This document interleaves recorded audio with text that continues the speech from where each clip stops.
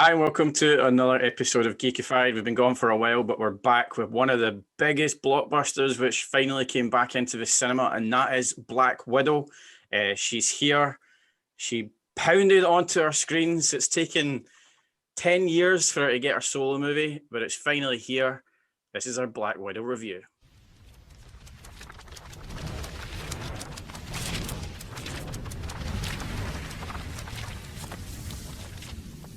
So, hi, Nathan. Hello. Hi, Nick.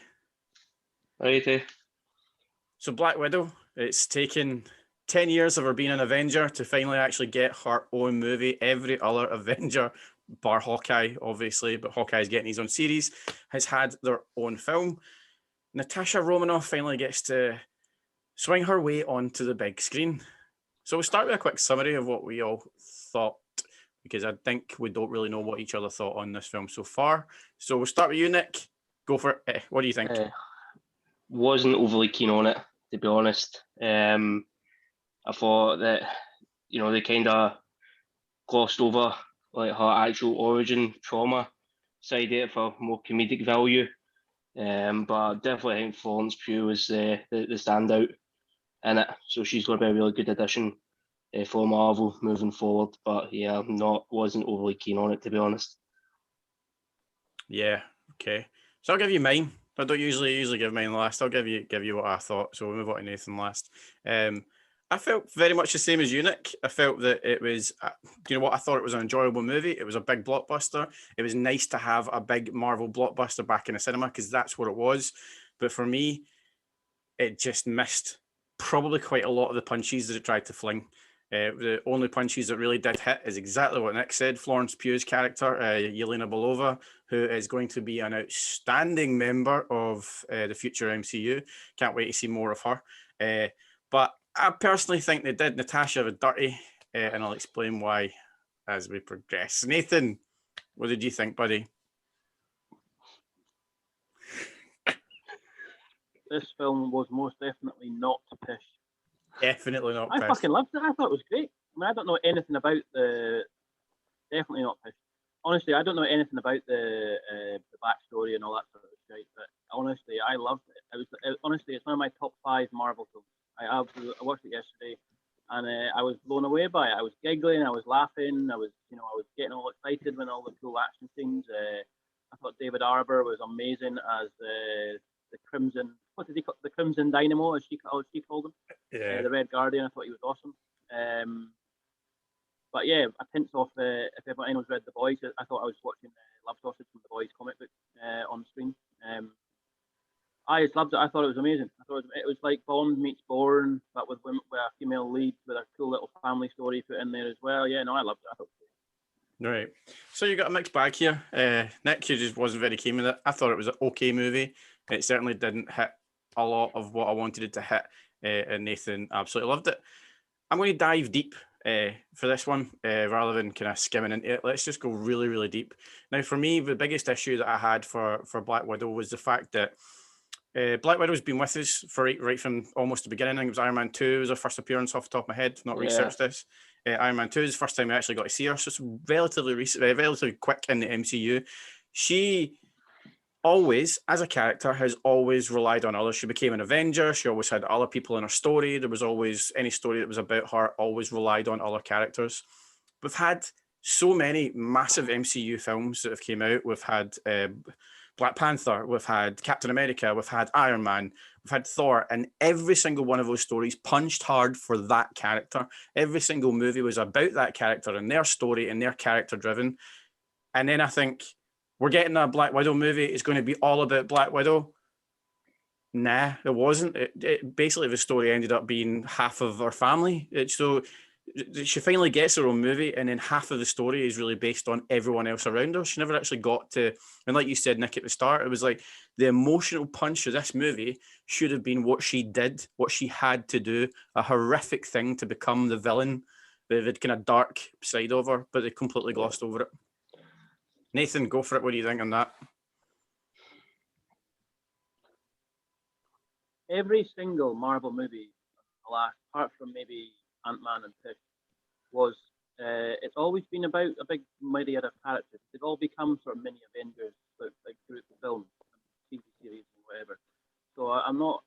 I thought that she was still the main protagonist in the story. I thought that it was quite interesting how, you know, at the start of I mean, she's obviously got better skills than Elena had through the film.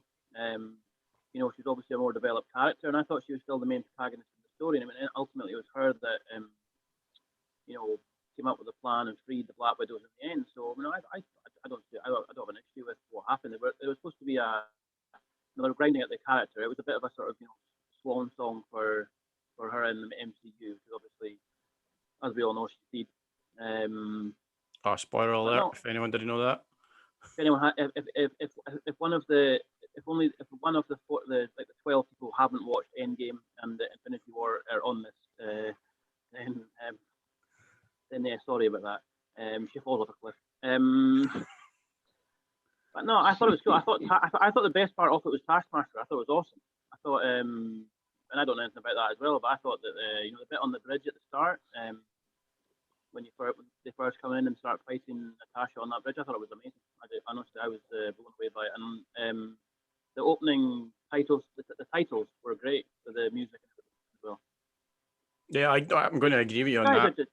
You guys just honestly just stop reading the comic books and enjoy the films better. Yeah, well, silly me reading all those comic books. Scandal. I know. That's it, Nick. We need to gear up the comics now. Nathan told us. Get off your arms, just watch movies. Yeah, just watch movies and TV shows. It makes life much better. We just won't be disappointed. So, what do you think about that? Or what I was saying, it was like, because obviously saying I felt that Natasha didn't really get to develop her own story. I felt that whole story was really based around another group of people, another almost like the Avengers, rather than being about Natasha herself. What did you think about the story, Nick? I felt like it was more of a bookend sort of film than it was a standalone. Obviously, as you're saying, Iron Man 4, all these things, it was, you know, but them, it's their story, their origins, that sort of thing. But I felt that was more of a bookend, so it was like Marvel in one way of saying, but we need to get her movie to get her out the road, but we also need to introduce Florence Pugh's character so we can get her into Thunderbolts, and obviously by the end credit scene, she's also going to probably appear in Hawkeye as well in some way, shape, or form. So I think it was more of a bookend film than it was an actual like sole Black Widow movie. I think if they'd done it as a sole Black Widow movie, I would have probably received it a bit better. But I think because it's a bookend movie, I feel kind of sorry for Scarlett Johansson because she has put so much time and effort into Black Widow. And I do feel that she has kind of been a one-dimensional character through Marvel. And in my opinion, I know we had a wee bit of a wee debate on that on this chat. But I do feel that she has been quite a one-dimensional character, and that's kind of been reflected in that movie as well. So she hasn't really been given a chance to, you know, carry it herself and actually be who she wants to be in it. It's just virtually just been like, get your NDA out the road. We'll introduce some new characters for the next phase, and then that's really the end of the thing. Wasn't really keen on what they done with Taskmaster either, but again, you know, he's a respectable character within himself in the comics, and obviously there was a Black Widow and Punisher anime movie that he appeared in that I've watched. It's on YouTube. It's actually pretty decent if you did get the chance to see it. It's the Avengers Confidential, it's called. And, you know, he's the main protagonist in that as well. And, you know, he's an actual character on his own, respected. But I didn't like the fact they tried to use it as a plot twist, you know, character rather than anything else. So I just find that was criminally underused, in my opinion. Yeah, I really agree with you. It's a lot of people have kind of agreed with this on Twitter. I think it's anyone who has read the comics, Nathan, is really upset of the loss of the cat. Is that like? Anyone watches this and reads comics, please feel free to abuse Nathan. Just hit the comments with abuse. You usually do. But yeah, I think it was like you're saying, Nick. It was a loss of an actual character.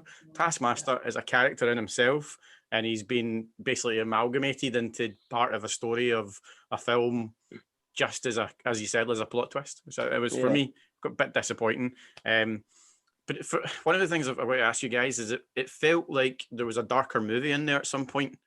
when I was watching it. I don't know if you would agree with that. I felt like there was some seriously brutal bits about it, because obviously right from the start it felt like a Jason Bourne film. It felt like kind of very spy espionage, and it felt very serious at the start, and gradually it had that Marvel little kind of sprinkle of comedy through it, which kind of changed it. And then you had other moments of really kind of graphic darkness with Ray Winston beating up Natasha, like smashing her, but then she turns the tables and then does it herself, smashing her head off the table, etc., was a very brutal imagery. But again, I was punching the ceiling when Natasha was doing that. I was like, yes, come on. But I feel like that kind of darker side is something that was filmed in there, and then they've had to kind of break it up a bit. I think you've got to think about the target audience for Marvel. It's never going to be a 15 or an X-rated movie if it's in the main MCU. So I think you've got to sort of trade. If you start getting a bit too dark with it, because a lot of the times now things get like 15s or whatever to do with like themes rather than language or violence. It's quite a sort of new thing. All these snowflakes out there can't handle a bit of darkness, and I think that's. I mean, there's a sort of underpinned sort of tones of like child abuse and emotional and physical abuse of children and stuff like that, and they did sort of touch on it, and then sort of, like, I agree with you, they sort of went away from it, but I think that that's more to do with the fact that they want everybody in the world to go and see this to make some money, so they've got to be a bit more careful about if they've made it an X-rated, not X-rated, that would have been a different thing altogether, an R-rated. I would have gone to see that as well, though. I'd probably watch that, mate. No, most people would lie about that. I'd watch that. And if they made it an R-rated, like Deadpool type thing, it would probably made money, but it wouldn't have made the bucket loads of money that I'm sure this will. Now that it's been released in cinema. But no, I thought it was darker than most MCUs. I thought it was probably the darkest thing they've done since Winter Soldier. Yeah. I think that was the key thing for me. And even the fight scenes, I thought they were much more grounded than normal, because obviously there's no one with superpowers other than David Harbour. Character. Everyone else is just like normal people. Well, not normal people, but kick-ass people, assassins and stuff. But the fights were much more grounded and sort of normalised, which I quite like. Yeah, definitely. I think for me, I'm not saying I'm disappointed. Well, I'm disappointed a wee bit, but because I still enjoyed it, I still thought it was a really great movie, and it blew me away watching it, getting to see it. But I don't know if it was just rose-tinted glasses, because I've not seen Marvel a big budget film like that for a while in the cinema. But I did feel like you're right there. It did feel a bit more grounded, a bit more gritty, and that's what I was kind of hoping for. I was hoping for that kind of grounded reality that was in the Winter Soldier. You know what I mean? I thought I was kind of looking for that. And it strayed. That's what I was expecting from the. So that's what I was expecting from the Captain America, Captain Wing, Falcon guy, and Winter. Bird Boy, Metal Arm Man. I was expecting more of that. Yeah, whatever. And guy with a stupid mask.